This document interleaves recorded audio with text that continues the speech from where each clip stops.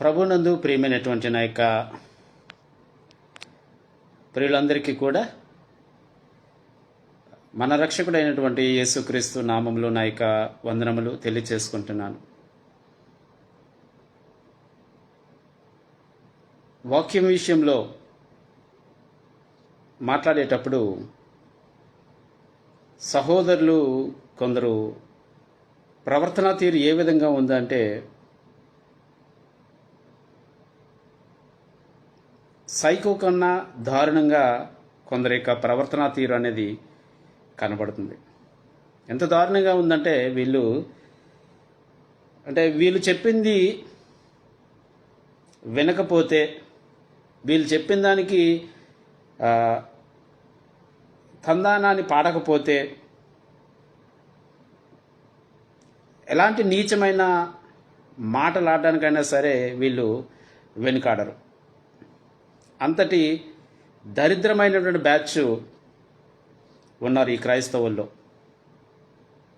ఎంత దరిద్రమైనటువంటి బ్యాచ్ అంటే, ఇక మనం వాక్యంతో మాట్లాడలేము అనుకున్నప్పుడు వీళ్ళు వ్యక్తిగతంగా దూషించడానికి మొదలు పెడతారు. ఎంత నీచంగా వీళ్ళు మాట్లాడతారంటే, నిజంగా వీళ్ళు మరి బోధకులు అని అనుకోవాలో లేకపోతే బోధకులు అని చెప్పుకునేటువంటి బాధకులు అని అనుకోవాలో తెలియట్లేదు. ఎందుకంటే వీళ్ళు ఎదుటివారితో మాట్లాడేటప్పుడు, ఇప్పుడు హెజ్కేలుతో ఒక మాట అంటాడు దేవుడు, వారు వినినా వినకపోయినా నీ బాధ్యత ప్రకారం నువ్వు వారికి నా మాటలు తెలియపరచు. ఎందుకంటే ఒక బాధ్యత అనేది హెజ్కేలుకి అప్పగిస్తూ ఈ మాట చెబుతాడు, వాళ్ళు విన్నా వినకపోయినా సరే నీ బాధ్యత ఏంటి, నా మాటలు వాళ్ళకి తెలియపరచు. ఇక్కడ వీళ్ళు మరి ఈ బ్యాచ్ ఏదైతే ఒక దరిద్రమైన బ్యాచ్ ఉన్నాయి, వీళ్ళు ఏం చేస్తారంటే, సరే వాళ్ళ మాటలు వాక్యానుసారంగా లేకపోతే అవి అక్కడితో వాళ్ళు విడిచిపెట్టాలి. అబ్బే అది వాళ్ళు ఆ విధంగా చేయరు. వాళ్ళు ఏం చేస్తారంటే వ్యక్తిగత జీవితాలను టార్గెట్ చేస్తారు. వ్యక్తిగత జీవితాలను ఈ రెండు బ్యాచ్లు కూడా నేను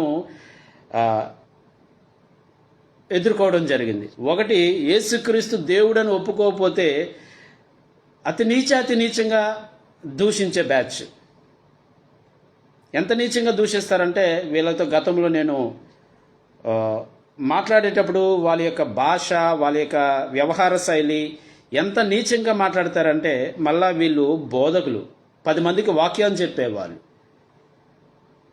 10 మందిని సత్య మార్గం వైపు నడిపించేటువంటి బోధకులు.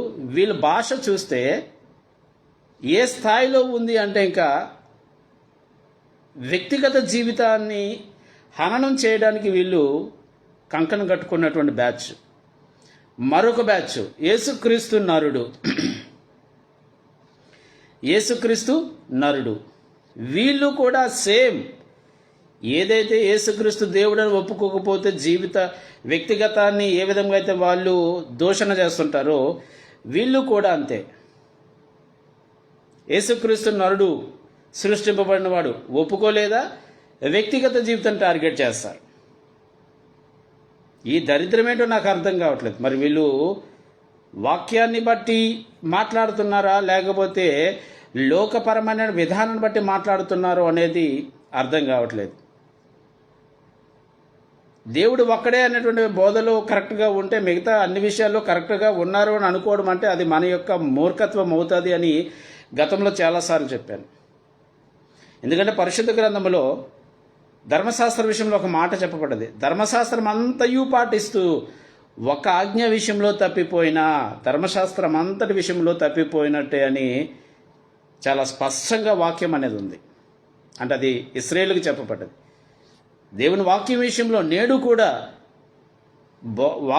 పరిశుద్ధ గ్రంథంలో ఉన్నటువంటి విషయాలన్నింటిలో కూడా కరెక్ట్గా ఉండి ఏ ఒక్క విషయంలో తప్పికపోయినా మొత్తం సత్యం విషయంలో తప్పిపోయినట్టే. ఈ విధానంలో వాళ్ళతో నేను ఈ గ్రూపులో మాట్లాడేటప్పుడు ఎంత నీచంగా అంటే వ్యక్తిత్వాన్ని ఒక పర్సనల్ లైఫ్ని వీళ్ళు టార్గెట్ చేస్తారు. ఈరోజు ఒక సహోదరునితో మాట్లాడేటప్పుడు అదే చేశాడు. ఒక పర్సనల్ లైఫ్ని టార్గెట్ చేయడం అనేది వీళ్ళు ఒక ఎయిమ్గా పెట్టుకున్నారు. ఎందుకంటే వాక్యంతో ఎలాగో మాట్లాడలేరు, ఇంకా వాక్యంతో నిరూపణ చేయలేరు. ఏమంటాడంటే యేసుక్రీస్తు పరిశుద్ధాత్మ ఈ సర్వసృష్టి సృష్టింపబడిందే కానీ యేసుక్రీస్తు నిత్యుడు కాదు అంటాడు. సరే, నిత్యుడు కాదు నువ్వు అంటున్నావు, నువ్వు ఏదైతే విశ్వసిస్తున్నావో నీ విశ్వాసాన్ని వాక్యంతో నిరూపించు. నువ్వు వాక్యంతో వస్తే అది ఆ విధంగా ఉందో లేదో చూసి నేను స్వీకరించడం అనేది చేస్తాను. అంతే తప్పగానే నువ్వేదో చెప్పేసావని నేను గుడ్డిగా నమ్మడం అనేది జరగదు. అంటే మనోడికి ఇంకా వాక్యాధారాలు లేవు. ఏం వాక్యాలు ఇస్తాడు? ఎక్కడున్నాయి? యేసుక్రీస్తు సృష్టింపబడినట్టుగా ఒక్క వచనం కూడా లేదు పరిశుద్ధ గ్రంథంలో. ఇంకేం చూపిస్తాడు మరి? చూపించడానికి ఆధారాలు లేవు. వ్యక్తిగత జీవితాన్ని టార్గెట్ చేశాడు ఈ పనికి మాలినటువంటి సోదరుడు. బైబిల్ చేత పట్టుకున్నాడు, 10 మందికి వాక్యం బోధించేటువంటి ఈ సోదరుడు వ్యక్తిగత జీవితాన్ని టార్గెట్ చేశాడు. ఇంకా ఎవడు వ్యక్తిగత జీవితాన్ని ఎవడు కూడా ముట్టుకోకూడదు. ఈ విషయం మొదట ప్రతి ఒక్కరు కూడా తెలుసుకోవాలి. ఎందుకంటే ఒక్కొక్కరి జీవితం ఒక్కొక్క రకంగా ఉంటుంది. ఒకడు కూలి పని చేసుకుంటాడు, ఒకడు వ్యాపారం చేసుకుంటాడు, ఒకడు ఏదో చేసుకుంటాడు, ఒకడు కూడు గడవకి ఎక్కడికో వెళ్తాడు. అవన్నీ టార్గెట్ చేయాలని బైబిల్ ఏమని చెప్పిందా? అంటే నీ మాట వినకపోతే ఆ వ్యక్తిగత జీవితాన్ని టార్గెట్ చెయ్యి అని బైబిల్లో ఏమైనా ఆధారం ఉందా?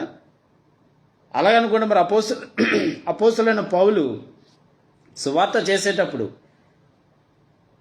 అక్కడ యూదులు కేవలము ఆ బోధ వరకే వాళ్ళు పరిమితయ్యి పౌలుతో పోరాటం అనేది, తర్కించడం అనేది చేశారు తప్ప కానీ వ్యక్తిగత జీవితాన్ని వాళ్ళు ఎక్కడ కూడా టచ్ చేయలేదు.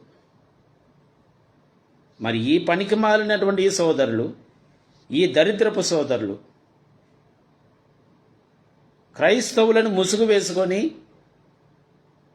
కనీసం ఎలా మాట్లాడాలో కూడా తెలియలేనటువంటి ఈ పనికి మాలినటువంటి ఈ సోదరులు బోధించేది దేవుని మాటలేనా, లేకపోతే లోకంలో నలుగురి దగ్గర 4 మాటలు విని బోధిస్తున్నారా? ఏం బోధిస్తున్నారు వీళ్ళు? వీళ్ళు నిజంగా బోధకులే అయితే బోధకుడికి ఉండేటువంటి లక్షణాలు వీళ్ళ దగ్గర ఉన్నాయా? వీళ్ళు నిజంగా వాస్తవాన్ని, సత్యాన్ని బోధిస్తున్నారు అని అనుకుంటే ఆ సత్యాన్ని బోధించడానికి అవసరమైనటువంటి లక్షణాలు వీళ్ళ దగ్గర ఉన్నాయా? యేసుక్రీస్తు దేవుడని నువ్వు బోధిస్తున్నావా? లేదా అది వాక్యంతో నిరూపణ చేయడం అనేది చేయాలి. యేసుక్రీస్తు నరుడని నువ్వు బోధిస్తున్నావా? అది నువ్వు విశ్వసిస్తున్నావా? దాని వాక్యంతో నిరూపణ చేయాలి. అంతే తప్ప కానీ నీ మాటలు వినలేదని చెప్పి వ్యక్తిగత జీవితాన్ని టార్గెట్ చేయడం అంటే నువ్వు అసలు బోధకుడివేనా, లేకపోతే బోధకుడు అని పేరు చెప్పుకుంటూ బాధకుడివా? కనీసమైనటువంటి ఆలోచన ఉండాలి. ఒక మనిషిని మనిషిగా ప్రేమించడం అనేది ఉండాలి. నువ్వు బైబిల్ చదివేటప్పుడు నీకు కనిపించే మొదటి ఆజ్ఞ, నిన్ను వల్ల నీ పొరుగువాడిని ప్రేమించుము. నిన్ను వల్ల నీ పొరుగువాడిని ప్రేమించమంటే నీ బోధ విన్నవాడినే ప్రేమించమని అర్థం కాదు. నీ బోధను ఎవడైతే ఇష్టపడుతున్నాడో వాడినే ప్రేమించమని అర్థం కాదు. నీ బోధకు ఎవడైతే తందాన అంటాడో వాడిని ప్రేమించమని అర్థం కాదు. నీ బోధ విన్నా వినకపోయినా దేవుని ప్రేమ అనేది కనపరచాలి. దేవుని ప్రేమ అనేది కనపరచడం అంటే అర్థము నీ బోధ వినకపోతే వాడిని వ్యక్తిగతంగా దూషించడం కాదు. నీ బోధ వినకపోతే తన యొక్క వ్యక్తిగత జీవితాన్ని దూషణ విధంగా మాట్లాడడం కాదు. ఇలాంటి పనికిమాలిన చెత్త అంతా కూడా క్రైస్తవుల్లో ఉంది. వీళ్ళంటారు నువ్వెక్కడో ఉన్నావు, ఈ సోషల్ మీడియాలో ఏదో మాట్లాడుతున్నావు. ఎక్కడ ఉన్నా, ఏం చేసినా, ఏ మార్గం దొరికినా సరే దేవుని మాటల కొరకే ఉపయోగించుకోవాలి. దేవుని మాటలు నలుగురికి చేరే విధంగా ఉపయోగించుకోవాలి. అవకాశం ఉన్నవారు వ్యక్తిగత సేవ చేస్తారు. అవకాశం లేని వాళ్ళు ఉన్నటువంటి అవకాశాన్ని సద్వినియోగపరుచుకుంటారు. అంతే తప్ప కానీ ఆ అవకాశాన్ని దుర్వినియోగపరచుకోరు కదా. ఈ పనికి మాలిన సోదరులకి ఈ విషయం తెలియదు. ఈ పనికి మాలిన చెత్తకు ఈ విషయం తెలియదు. ఎందుకంటే చెత్త ఎప్పుడు కూడా చెత్తే, దాని యొక్క ఆలోచనలు కూడా చెత్తగానే ఉంటాయి. బురదలో పంది పొర్లిందంటే దాన్ని శుభ్రం చేసినా సరే మళ్ళీ బురదలోనే పొర్లుద్ది. కడగబడిన పంది బురదలో పొర్లున్నట్టుగా మనకు వాక్యం ఉంది కదా. కుక్క తన వాంతికి తిరిగినట్టుగా వీళ్ళ యొక్క స్వభావం అంతే. వీళ్ళు కేవలము క్రైస్తవులని చెప్పుకుంటున్నారు తప్ప కానీ వారి యొక్క ప్రాచీన స్వభావాన్ని వీళ్ళు వదులుకోలేదు. అంటే గతంలో ఏ స్వభావం అయితే ఉందో, గతంలో ఎలాగైతే జీవించారో జీవితం వీళ్ళు కొనసాగిస్తున్నారు. పేరు మాత్రము క్రైస్తవులు. ఇలాంటి చెత్తకు ఖచ్చితంగా సమాధానం చెప్పే రోజు వస్తుంది. ఆ రోజు ఉంటుంది. ఈ చెత్త అంతటికి కూడా ఒకే దగ్గర పెట్టి కాల్చడం ఖాయం. కాల్చడం అంటే ఏదో కాదండి, వాక్యంతో వీళ్ళను ఎలా నిలబెడతానో, వీళ్ళు చేసేటువంటి బోధ ఏదైతే ఉందో ఈ బోధను వాక్యంతోటే ఎలా కడుగుతానో రానున్న రోజుల్లో చూస్తారు. ఈ యొక్క పనికి మాలిన చెత్త ఏదైతే పనికి మాలిన చెత్త ఉందో, ఏదైతే పనికి మాలిన చెత్త వ్యక్తిగతంగా వీళ్ళు దూషణ చేస్తున్నారో, ఈ దూషణ చేసినటువంటి ఈ యొక్క చెత్తను ఖచ్చితంగా వాక్యము అనేటువంటి అగ్నితో కాల్చడం ఖాయం. ఎందుకంటే గతంలో కూడా వీళ్ళతో మాట్లాడేటప్పుడు ఈ చెత్తనే మాట్లాడారు. ఈ చెత్తలో ఒక సోదరుడు దేవదానం గారి దగ్గర ట్రైనింగ్ అయ్యాడు. అప్పుడే ఆ సోదరునితో వాదన జరిగింది. అప్పుడు కూడా ఈ చెత్త వాదనే ఈ విధంగానే వ్యక్తిగత జీవితాన్ని టార్గెట్ చేశాడు ఈ దేవదానం గారి దగ్గర ట్రైనింగ్ అయినటువంటి ఈ సోదరుడు. ఈరోజు ఆ దేవదానం గారినే దూషిస్తాడు ఈయన. ఆయన దగ్గరే ట్రైనింగ్ అయ్యాడు, మరలా తిరిగి ఆయనే దూషిస్తాడు. ఆ దేవదానం గారు వాక్యం విషయంలో ఎక్కడో ఒక చోట తప్పులు జరగవచ్చు. ఆ దేవదానం గారి బోధలో కొన్ని ఖండించిన విషయాలు కూడా ఉన్నాయి నా దగ్గర. అలాగని నీకు వాక్యం నేర్పినటువంటి ఒక దైవజనుడిని దూషించడం అంటే దానికి మించినటువంటి దాన్ని ఏమంటారంటే దురహంకారం అనేది ఉండదు. ఇతడు ఆయన దగ్గర వాక్యం నేర్చుకున్నాడు. అద్వితీయ దేవుడు అనేటువంటి మాట ఆయన దగ్గర నేర్చుకున్నాడు. ఈరోజు ఆయనే దూషిస్తాడు ఈయన. అంటే ఎదిగిపోయాడు. అంటే కళ్ళు దాన్ని ఏమంటారంటే నెత్తికెక్కితే ఎవడు కనిపించడు. అందుకే నువ్వు ఎంత ఎదిగినా సరే ఒదిగి ఉండాలి అనేటువంటి ఒక సామెత ఉంది. తన్ను తాను తగ్గించుకునేవాడు హెచ్చింపబడును అనేటువంటి వాక్యం మనకు బైబిల్లో ఉంది. నువ్వు ఎంత వాక్యాన్ని నేర్చుకో, నీలో తగ్గింపుతనం అనేది లేకపోతే నువ్వెంత వాక్యాన్ని బోధించినా అదంతా కూడా బూడిదలో పోసిన పన్నీరే. నువ్వెంత వాక్యాన్ని ఎన్ని రకాలుగా నేర్చుకో, నీలో తగ్గింపుదనము లేకపోతే నువ్వు నేర్చుకున్న వాక్యం అంతా కూడా శుద్ధ వేస్ట్. ఈ సోదరుడు దేవదానం గారి దగ్గర ఎంతో వాక్యాన్ని నేర్చుకున్నాడు, తిరిగి ఆయనే దూషిస్తాడు ఈయన. నేను నేర్చుకున్నాను, కానీ ఆయన నాకు వాక్యం చెప్పిన దైవజనుడు, వాక్యాన్ని నేర్పిన దైవజనుడు. ఆయనకు తెలిసిన వాక్యం ఏదో ఆయన నాకు నేర్పాడు. అప్పటికి అది నేను కరెక్ట్ అనుకున్నాను. ఆ తర్వాత అది తప్పు. కానీ వాక్యం నేర్పాడు, తప్పు నేర్పాడు అని ఆ దైవజన్ని దూషించడం అంటే నాకంటే నీచుడు ఇంకొకడు ఉండడు. నాకంటే నీచుడు ఇంకొకడు ఉండడు. నువ్వు వాక్యం తెలియలేనప్పుడు వాక్యం నేర్చుకున్నావు. ఆ నేర్చుకున్నది తర్వాత నీకు తప్పని అనిపించింది, అక్కడితో నువ్వు ఉండాలి తప్ప. కానీ నీ వాక్యం నేర్పిన దైవజన్ని దూషించడం అంటే నీకంటే పరం మూర్ఖుడు ఇంకా ఈ క్రైస్తవ లోకంలో ఉండడు. ఆ సోదరు గురించి చెప్పాలంటే ఇంకా చాలా ఉన్నాయి, చెప్తా త్వరలోనే. వీళ్ళు ఏదో తెరచాటు ఉండి మాట్లాడటమే తప్ప కానీ తెర ముందుకు వచ్చి మాట్లాడరు. వీళ్ళు తెర ముందుకు వచ్చి ఎవరితో మాట్లాడతారు? ఎవరైతే వాక్యం మీద అంతగా అవగాహన లేకుండా ఉంటారో వాళ్ళతో మాట్లాడుతుంటారు. ఎందుకంటే వాళ్ళకి అంతగా అవగాహన ఉండదు. అంతగా అవగాహన అనేది ఉండకపోయేసరికి పాపం వాళ్ళు ఏం మాట్లాడతారు?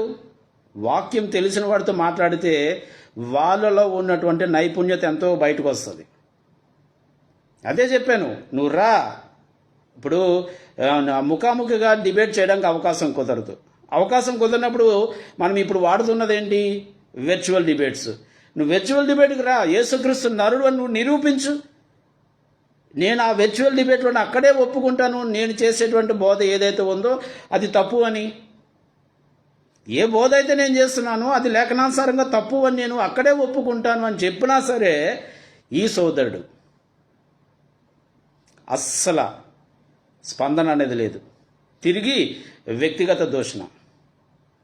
ఇది వీళ్ళని నేర్చుకున్నటువంటిది. మరి వీళ్ళకి ఎవరు నేర్పారో నాకు అర్థం కావట్లేదు. మరి వాళ్ళు కూడా అలాంటి వాళ్ళనేమో నాకు అయితే అర్థం కావట్లేదు. వీళ్ళు ఈ విధంగా ఉన్నారంటే మరి వీళ్ళకు వాక్యాన్ని నేర్పినటువంటి ఆ దైవజనులు కూడా అదే స్థాయిలో ఉన్నారేమో. మరి అంటే ఏమని చెప్పుంటారు, అబ్బాయి మీ మాట ఎవరైతే వినకపోతే వాళ్ళ యొక్క వ్యక్తిగత జీవితాలను టార్గెట్ చేయండి.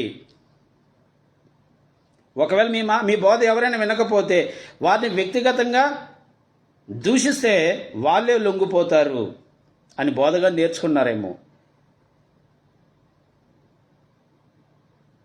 పనికి మాలినటువంటి చెత్త ఆలోచనలతో వస్తే వాక్యం అనేది వారు ఎంత వాక్యం చెప్పినా సరే అది నిలబడదు.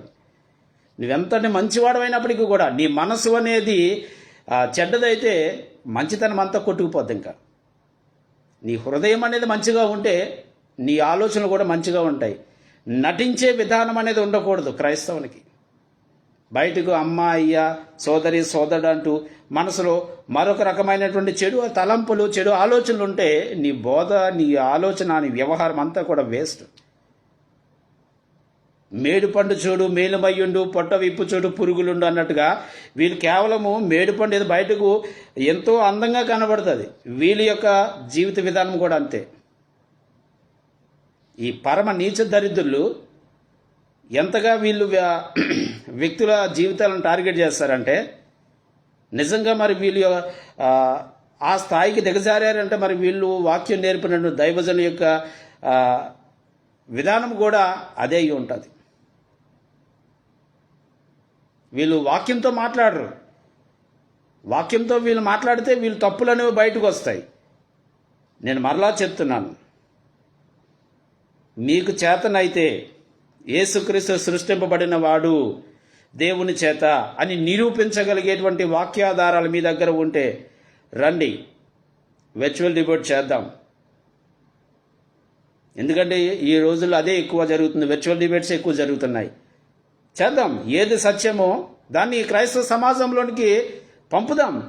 ఇప్పుడు వర్చువల్ డిబేట్ చేయడం వల్ల అక్కడ ఎవరు చెప్పింది లేఖనానుసారంగా ఉంది. ఎందుకంటే విశ్లేషణ అనేది కూడా ఉంటుంది. లేఖనం ఇవ్వడం ఎంతో లేఖనానికి విశ్లేషణ అనేది కూడా ఉంటుంది. ఆ విశ్లేషణ అనేది లేఖనానుసారంగా ఉంటే ఖచ్చితంగా అది స్వీకరించడానికి మనసు అనేది నాకైతే ఉంది. అవతల వ్యక్తి ఉందా లేదా అనేది నాకు అనవసరం. ఒకవేళ నేను చెప్పింది లేఖనానుసారంగా లేకపోతే స్వీకరిస్తా. ఆ యొక్క దమ్ము అంటే వాక్య జ్ఞానము ఉన్నటువంటి వాళ్ళు ఎవరైనా సరే ఓపెన్గా చెప్తున్నాను, యేసుక్రీస్తు పరలోకము నుండి వచ్చినవాడు, ఆయన సృష్టింపబడిన వాడు కాదు, దేవునితో పాటు ఉనికిలో సమానుడు. అంటే ఆయన రెండో దేవుడు అని కాదు, దేవునితో పాటు ఉనికిలో సమానుడు.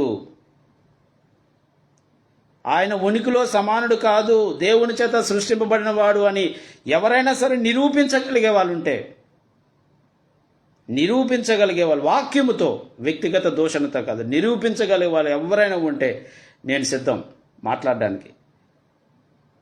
ఈ సోషల్ మీడియాలో నేను చాలా పోస్టులు పెట్టాను దాని గురించి, కానీ ఎవరు స్పందించలేదు. ఈ గ్రూపులోకి వచ్చేసరికి తెరచాటు వ్యవహారం కదా, ఎన్ని బూతులైనా సరే తిట్టచ్చు.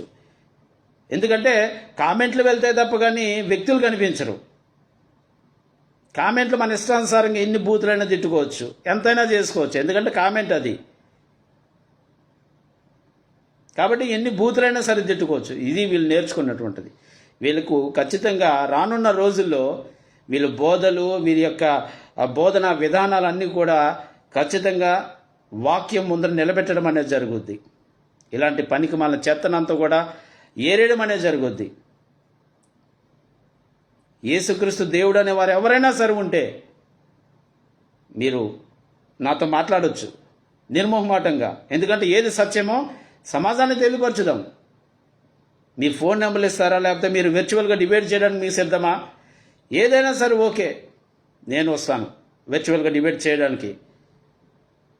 లేదు యేసుక్రీస్తు నరుడు అని ఎవరైనా వాదిస్తున్నారా, రండి, మీరైనా సరే పర్వాలేదు, నేను రెడీగా ఉన్నాను దేనికైనా సరే. వ్యక్తిగత జీవితాలను టార్గెట్ చేసేటువంటి నీచమైనటువంటి బుద్ధి మాత్రం మానుకోండి. ఎందుకంటే అది క్రైస్తవునికి మంచి లక్షణం కాదు. క్రైస్తవుడు పిలిపించుకుంటున్నాడు అంటే సహనమూర్తి అనేటువంటి అర్థం వస్తుంది. ఎందుకంటే క్రీస్తు మాదిరి అదే. మరి క్రీస్తు మాదిరి అని చెప్పి వ్యక్తిగత జీవితాలను లేకపోతే దూషించడము, లేకపోతే హేళన చేయడము, లేకపోతే కించపరచడము ఇది కాదు క్రీస్తు మాదిరి. క్రీస్తుని ప్రకటిస్తున్నావంటే అందులో కాస్తనే నువ్వు అనుసరించాలి. అలాగ అనుసరిస్తేనే కొంతవరకైనా న్యాయం చేసినట్టుగా ఉంటుంది. కాబట్టి ప్రియమైన వారలారా, దయచేసి మీరు వాదించేటప్పుడు, అది నేనైనా సరే వాదించేటప్పుడు, వాదన అనేది కేవలము వాక్యం వరకే ఉండాలి తప్ప కానీ వ్యక్తిగత జీవితాల దగ్గరికి వెళ్ళకూడదు. ఇది ప్రతి క్రైస్తవుడు కూడా తెలుసుకోవాలి. నేను తెలుసుకోవాలి, మీరు తెలుసుకోవాలి, క్రైస్తవ సమాజం అంతా కూడా తెలుసుకోవాలి. ఎందుకంటే వ్యక్తిగత జీవితాలు అనేవి వారి యొక్క జీవిత విధానం మీద ఆధారపడి ఉంటాయి. వాటిని టార్గెట్ చేయడం అంటే నువ్వు ఒక మూర్ఖుడివి, మోనార్కుడివి, సైకోవి, ఒక మతోన్మాదివి అని చెప్పుకో. ఇంకా ఒక మతోన్మాది ఏం చేస్తాడంటే వాడి మాట వినకపోతే అడ్డమని బూతులు తిడతాడు. వాడికి ఏ నోటంటే బూతులు ఏమొస్తాయో తెలియవు, అలాంటి బూతులు తిడతాడు మతోన్మాది.